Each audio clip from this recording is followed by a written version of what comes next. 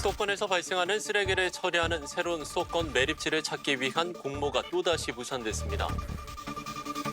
서울, 경기, 인천 지역 생활 폐기물을 묻는 수도권 매립지. 사자 협의체를 구성해 대체 매립지를 찾고 있지만 수년째 제자리 걸음입니다. 여러 고통과 불편을 감수해온 인천광역시는 조속한 매립 종료를 원하고 있습니다. 129만 톤의 쓰레기가 생활 폐기물이 작년 말 기준으로 반입이 되고 있다. 매일 2,600만의 이 수도권에서 발생하는 생활 폐기물을 감당해내고 있다. 2026년 생활 폐기물 직매립 금지도 앞둔 상황. 현재 사용하고 있는 수도권 매립지 3-1 매립장은 점점 차오르고 있는데요. 인천시가 수도권 매립지 반입을 막는다는 전제가 되면 쓰레기가 갈 곳이 없죠. 그리고 환경부가 법을 또 2021년 1일부터 종량제부터 직매립 금지를 시킨 거 아닙니까? 그 두 개의 제도가 간다면 대란이 일어나죠. 100%. 수도권 대체 매립지 선정을 둘러싼 갈등을 짚어보고 반복되는 쓰레기 처리 문제의 근본적인 해법을 모색해 봅니다.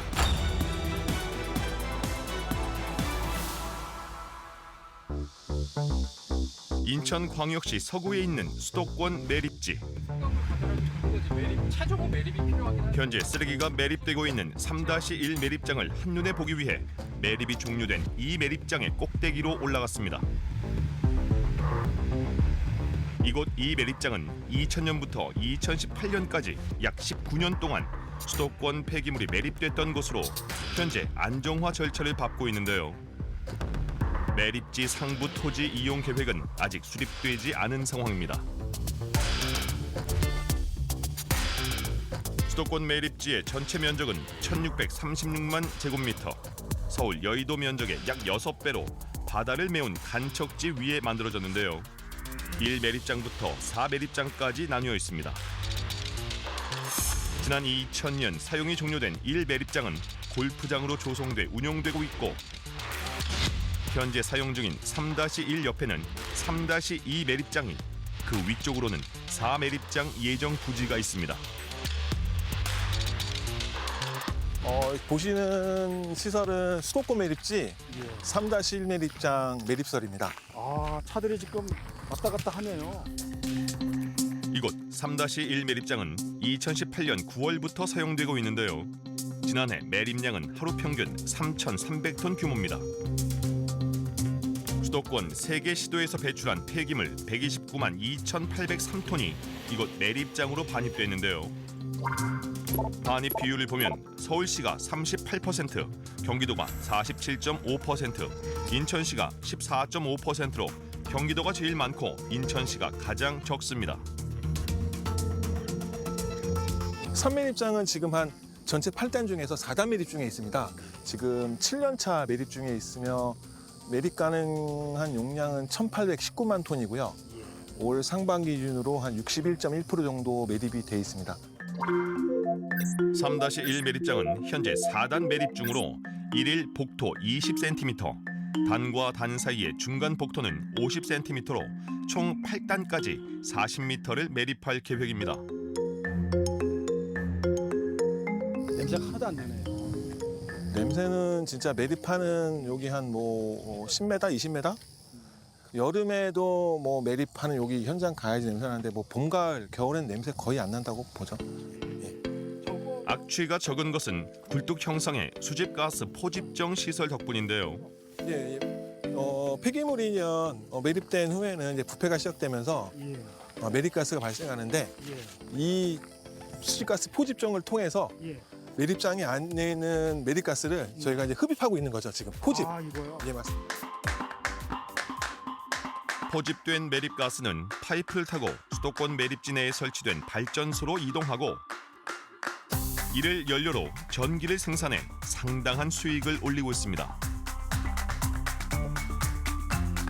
23년도 기준으로 1매립장, 2매립장, 3매립장에서 발생된 매립가스를 포집해서 50메가에서 저희가 발전을 해서 생산한 전력을 판매했을 때 작년도 기준 전력 수익금은 321억 원 정도 됩니다. 세계 각지에서 수도권 매립지를 벤치마킹하려는 방문객도 줄을 잇고 있는데요. 특히 위생적인 쓰레기 처리를 고민하기 시작한 개발도상국에서 수도권 매립지의 폐기물 처리와 관리, 자원화 기술에 높은 관심을 보이고 있습니다.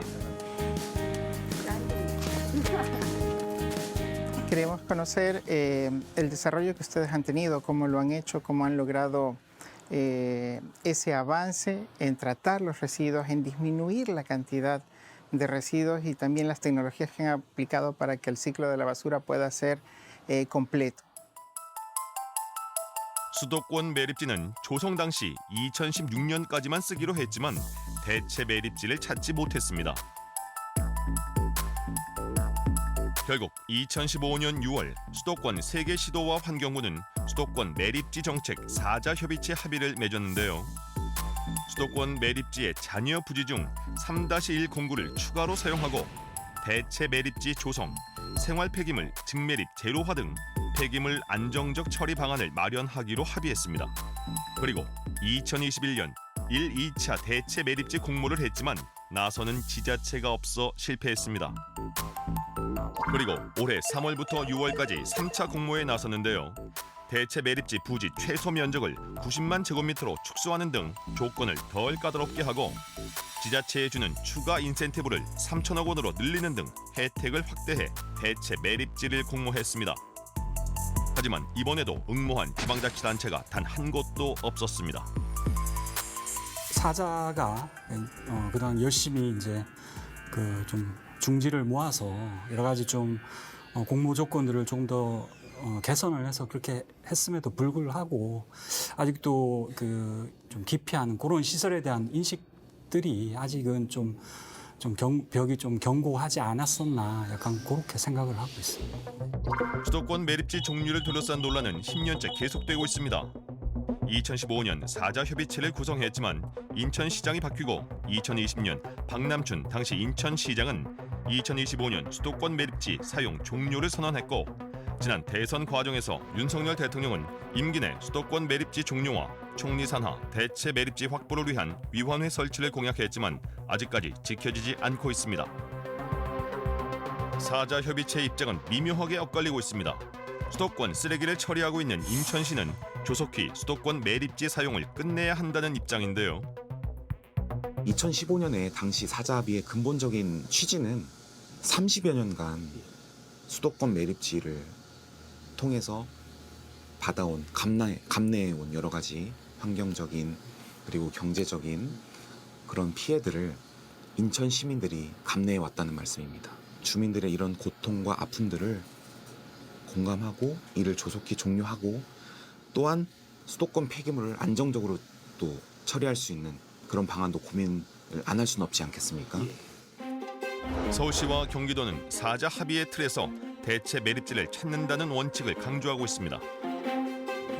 저희가 2015년 6월 달에 사자가 합의했었던 사자 합의서의 내용을 토대로 거기에 대해서 충실히 이행하려고 하는 입장입니다. 우선은 4차 공모에 대해서 성공 유치할 수 있도록 최대한 모든 역량을 집중해야 될 때라고 생각이 듭니다. 일단 최대한 대체 매립지를 조성하기 위해서 노력하고 있고 그 종료되기 전까지 최대한 매립장을 찾으려고 노력하고 있습니다. 그다음에 그 외에는 이제 따로 이제 4자 협의체에서 다른 만약에 못 찾게 된다면은 다른 방안들을 좀 강구해 봐야 될 것 같습니다. 4자 합의서에 대체 매립지가 확보되지 않을 시 매립지 잔여 부지의 최대 15%를 더 쓸 수 있다는 항목이 있어 대체 매립지를 찾으려는 동력이 약한 편이라는 분석도 나옵니다. 공모를 또다시 한다고 한들 아무도 안 할 것이라고 지금 얘기를 지금 하고 있는 거고, 근데 그러한 전제에서는 왜 그 공모를 안 할 것이냐, 어느 정도 수도권 매립지를 믿고 있기 때문에요. 아직까지 우리가 조금 더 뭔가 이렇게 잘 합의만 하면 그 매립지를 계속 쓸 수 있다는 그런 어떤 하나의 가능성을 보고 있는 거죠, 사람들이. 지난해 인천광역시 국정감사에서는 수도권 매립지 사용 종료를 두고 책임 공방이 벌어지기도 했는데요. 더불어민주당 의원들은 8년 전 유정복 인천시장이 대체 매립지 조성을 위해 체결한 4자 협의체 합의가 독소 조항이라고 지적했습니다. 3-209를 그러니까 그게- 또 할 수 있는 쓰레기 늑약을 만든 거예요. 아닙니다. 전혀 사자협의체가. 지금 상황을 오도하고 있는데. 정확하게 말씀하세요. 유정복 시장은 전임 시장이 추진했던 인천 자체 매립지 조성은 현실성이 떨어진다고 지적했습니다. 근데 서울시나 경기도는 꿈쩍도 안 하는데 우리가 자체 밀집지에서 해결하겠다? 이거는 정책이 될 수가 없지 않습니까? 인천 서구의 매립지 인근 주민들은 수도권 매립지 사용 종료를 촉구하고 있는데요. 수도권 매립지 문제로 30여 년간 피해를 봤는데도 대체 매립지 확보가 여전히 답보 상태에 있는 것에 답답함을 토로합니다. 현재 환경부가 주도하는 대체 매립지 공모 사업은 이번에 한계가 드러난 만큼 대통령의 공약인 총리실 산하에 대체 매립지 확보를 위한 전담 기구를 설치해서 대체 매립지를 조속히 확보해야 합니다. 대체 매립지 공모가 성공하려면 이전보다 파격적인 혜택이 제공돼야 한다는 의견도 많습니다. 지역 주민들이 반대하는 이유는 건강의 문제, 재산 소외 문제, 소음 악취 문제 이런 걸 거론하고 있거든요. 그 문제를 해결하기 위해서 첨단 환경오염 방지 시설을 설치해주고 이 시설만은 당신들의 건강에 염려가 없다. 그 다음에 그 지역에서 필요한 인프라 문제를 해결해줘야겠죠. 어떤 그 님비 시설이 어디 들어갈 때는 그 지역을 랜드마크화 시켜주자, 명소화를 시켜주자는 거거든. 그러면 그 정도의 수도권 매립지의 쓰레기가 거기 들어가면 그쪽에 피해를 받는 분들한테 충분한 보상 겸 뭔가 그 지역이 살 수 있는 걸 만들어줘야 돼요. 폐기물 매립지 문제는 우리 사회가 안고 있는 해묵은 과제로 언제든지 큰 갈등의 불씨가 될 수 있는데요. 게다가 폐기물 관리법 시행규칙 개정으로 수도권은 2026년부터 다른 지역은 2030년부터 생활 폐기물 직매립이 금지됩니다. 지금처럼 종량제 봉투를 그대로 묻어선 안 되고 재활용하고 남은 잔재물이나 소각 후 소각제만을 매립할 수 있게 되는 건데요. 쓰레기 소각 시설이 부족한 수도권 지자체들 입장에선 발등에 불이 떨어진 셈. 하지만 소각 시설 역시 주민 반발로 이른 시일 내 추가 확충이 쉽지 않을 거란 전망이 많은데요. 쓰레기 대란이 언젠가는 발생할 수밖에 없다는 우려가 커지고 있습니다. 인천시가 수도권 매립지 반입을 막는다는 전제가 되면 쓰레기가 갈 곳이 없죠. 그리고 하나는 환경부가 법을 또 2021년 1일부터 종량제부터 직매립 금지를 시킨 거 아닙니까? 그러면 매립장으로는 종량제 봉투가 못 들어간다는 전제예요. 근데 아직까지 종량제 봉투로 배출되는 게 굉장히 많이 있거든요. 그러니까 그 두 개의 제도가 간다면 대란이 일어나죠. 100%. 땅에 묻거나 소각해야 할 쓰레기 자체를 줄이는 것 말고는 뾰족한 해법이 없는 상황. 우리는 쓰레기를 얼마나 잘 처리하고 있을까요? 안성시청에선 매주 월요일 움직이는 순환 자원 가게인 순자 마켓이 운영되고 있습니다. 재활용 수집 한달해가지고 소리 듣고 왔어요. 아, 이거 하면은 뭐 도움이 좀 되세요? 그럼요. 어떤 도움이 되세요? 쓰레기도 깨끗하고 지구가 일단 깨끗하잖아요. 아, 그리고- 그런 것 때문에 동참하시는군요. 네, 그렇죠. 캠핑카를 개조한 일명 순자 마켓 차량이 요일에 따라 지정된 10개소로 이동해 올바르게 분리한 재활용품 수거를 돕습니다. 투명 페트병 무게는 2.85kg. 투명 페트병을 모아서 가지고 오면 1kg당 560원을 현금으로 보상받을 수 있는데요. 아, 이 사람이 한 달에 2번도 가져올 거, 3번도 가져올 수 있고 10번도 가져올 수 있거든요. 그렇죠. 한 달을 취합을 해서 예. 저희가 매월 15일 날 예. 보상을 해주는 그런 그게서 컴퓨터에다 이제 입력을 하고 있어요. 가장 많이 받으신 분은 한 번에 얼마씩 받아가십니까? 한 달에 한 30만 원가량 받는 분들이 계셔요. 30만 원씩이요? 폐 건전지는 1kg당 새 건전지 4개. 종이팩은 1kg에 화장지 한 룰과 종량제 봉투 한 장으로 보상해 줍니다. 이런 식으로 해서 갖고 오고 예. 어유 뭐 엄청나게 깨끗하네요. 분리배출률을 높이기 위해서 뭐 보상책도 있을 수 있고요. 교육이나 홍보 방법도 있을 수 있고 단속의 방법도 있을 텐데 그중에 대표적인 것은 재활용품 보상책을 이용한 시민들이 참여할 수 있는 그런 시책들이 주요한 그런 시책이라고 생각을 합니다. 그래서 안성시는 시내권에 자원순환 가게를 3군데 운영을 하고 있고요. 특히 그중에 투명 페트병은 보상제를 시행한 이후에 이제 참여도가 굉장히 활성화됐습니다. 그래서 2022년부터 투명 페트병에 대한 보상제 실시됐을 때 그때는 한 20톤 가량 모아졌는데 올해는 7월 기준으로 거의 2배 수준인 한 39톤이 지금 모아졌고요. 보상금도 금액으로 따지면 한 2,200만 원 정도를 시민들한테 다시 보상금으로 돌려드렸어요. 안성시의 또 다른 특징은 분리배출 시범마을을 운영한다는 점입니다. 농촌 지역의 경우 도시의 공동주택단지와 달리 폐기물 분리배출이 제대로 되지 않는 곳이 많은데요. 안성시에서는 농촌 마을에 재활용품을 배출할 수 있는 컨테이너 형태의 공동 집화장을 지원하고 재활용품 수익금은 마을에 돌려줘 분리배출 참여를 독려하고 있습니다.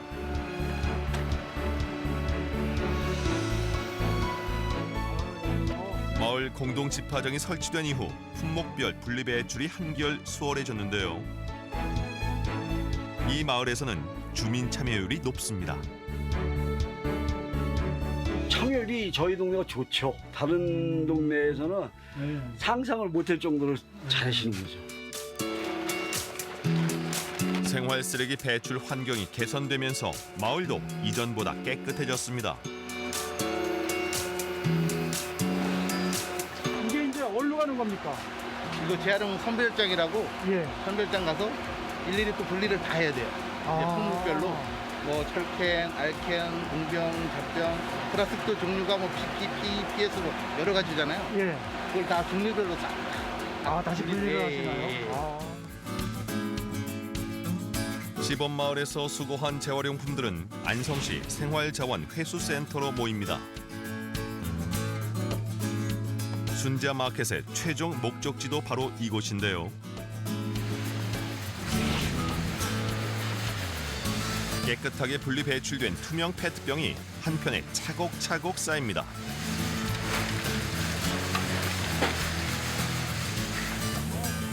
섞인 상태로 도착한 재활용 쓰레기는 일단 하적장에 모아둡니다. 여기는 뭐 하는 곳인가요? 네, 여기는 저희가 수거한 재활용들이 한 곳에 모아놓은 상태에서 재활용이 안 되는 것들 그리고 너무 큰 것들을 1차적으로 분류한 상태에서 저희 이제 재활용 선별 공정으로 넘어가기 직전의 장소인 거죠. 이곳에서 처리하는 물량은 하루 평균 20톤에서 25톤 정도. 폐기물 하적장에서 재활용이 가능한 것들만 골라내 컨베이어 벨트로 올려 보내는데요.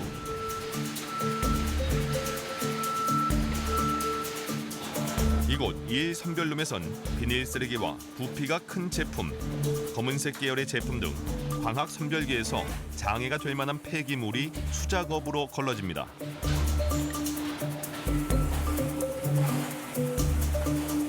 많은 그 선별장들의 똑같은 어려운 점이 아직까지도 분리배출이 잘 되지 않고 있습니다. 그러다 보니까 이게 분류가 되지 않는 버려야 될 쓰레기들이 뭐 소각이나 매립해야 될 것들이 혼합돼서 들어오는 경우가 많다 보니까 그것들 또 다 분류하는 게 굉장히 좀 저희들에게 애로사항입니다. 자동 선별의 첫 단계는 철캔과 알루미늄 캔의 분류.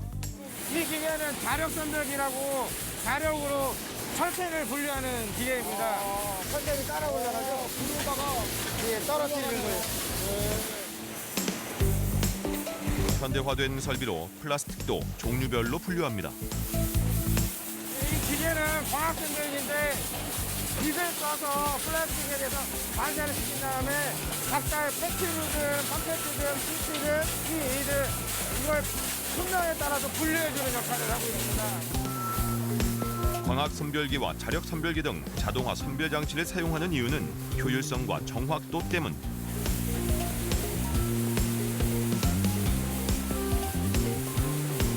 2층에 위치한 선별기에서 걸러진 폐기물은 미리 나눠놓은 1층 공간으로 떨어지는데요. 선별된 재활용 폐기물은 압축기를 거쳐 트럭에 싣기 편한 직육면체 모양으로 변합니다. 압축한 상태가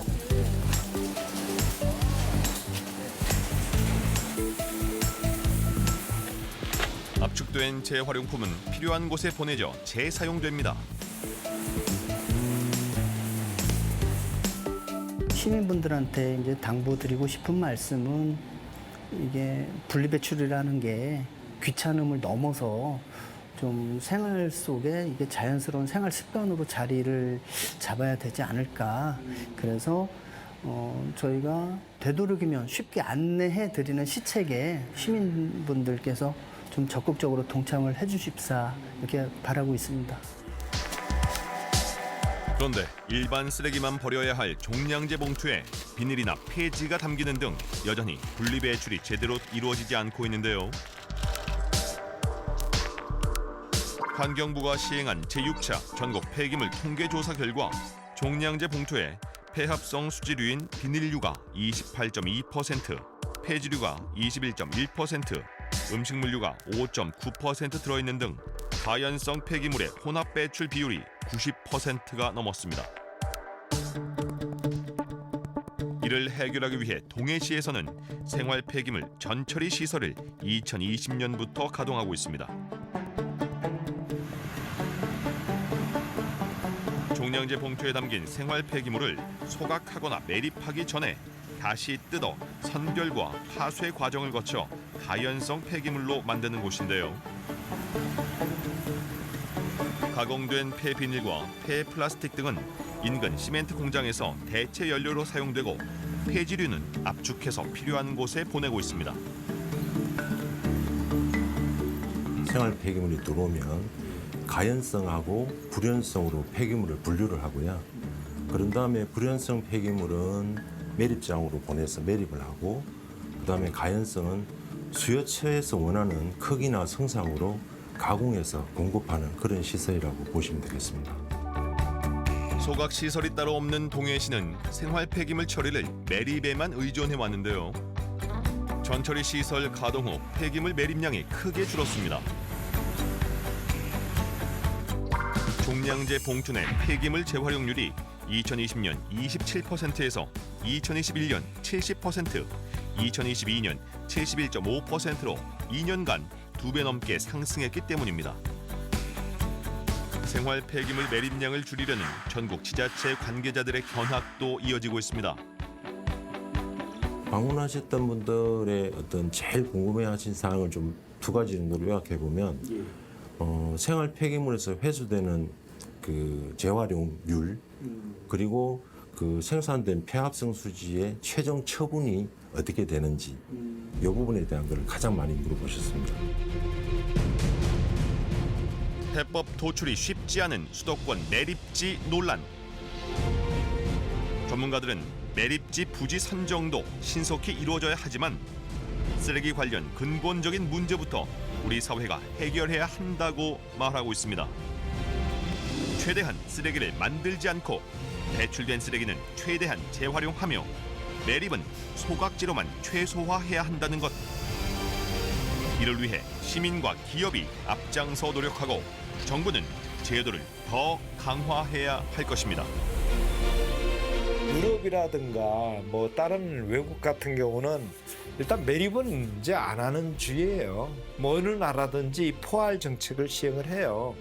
쓰레기 발생량을 최대한 줄이자, 리듀스고, 그리고 이제 발생이 되면 리유즈, 재사용을 하자. 근데 재사용이 안 되는 거에 대해서는 일단 물질 재활용을 하자, 물질 재활용. 그리고 그게 안 되는 거에 대해서는 에너지 재활용이에요. 그러니까 발전을 시켜서 전기를 생산하듯 에너지 재활용을 하고, 에너지 재활용 안 되는 건 이제 매립을 하자는 거예요. 재생 원료를 만들었는데 이 원료를 사용하는 산업계 또 최종 제품을 사용하는 소비자들이 아 이거 재활용으로 만들었어 이거 나쁠 거야라고 하면은 막히는 거죠. 그래서 이것을 정부에서도 재생 원료를 2030년까지 뭐 50% 늘리겠다. 그렇게 되면 이제 페트병을 재활용했을 때 재생 원료를 쓸 수밖에 없는 거죠. 그러면 이제 우리가 재활용 사업자들이 재생 원료를 만들어도 충분히 뒤에 수요가 있는데 그렇지 않으면 막히게 되거든요. 그래서 그 막히는 문제는 정부가 해결해야 되겠고요. 그 앞 단계에서는 각 가정에서 분리배출을 지금보다 조금 더 열심히 깨끗하게 해줬으면